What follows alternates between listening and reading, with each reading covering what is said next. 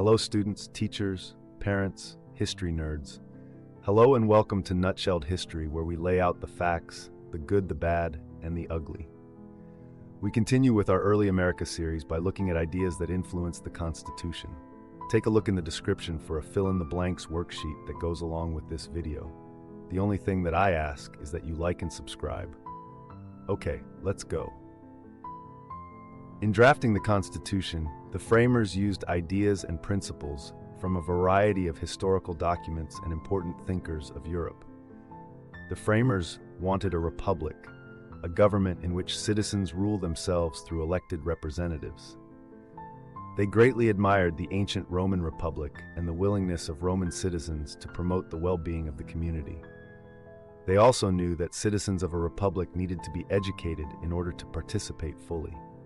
The framers also drew inspiration from their old friends the English, particularly the Magna Carta, a document signed by King John in 1215. The nobles were tired of King John flexing his power to tax all the time, so they forced him to sign the Great Charter. The Magna Carta guaranteed certain rights to the English nobles, established private property rights, and stated that the king is not above the law. A later document, the English Bill of Rights, went further in protecting citizens' rights, including the right to trial by jury. Europe was not the only source of inspiration. The framers drew on American traditions too.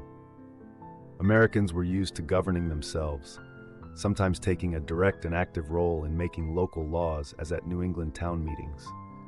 They were also used to having written documents that clearly stated the powers of government, and they remembered their negative experiences under the British king.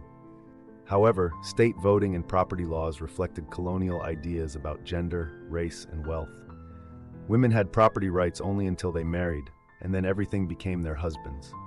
Also, they could not vote for the most part. Some states allowed free African American men to vote, but only if they owned property. Enlightenment thinkers John Locke and Baron de Montesquieu were also key influences. Locke declared that every person has a natural right to life, liberty, and property.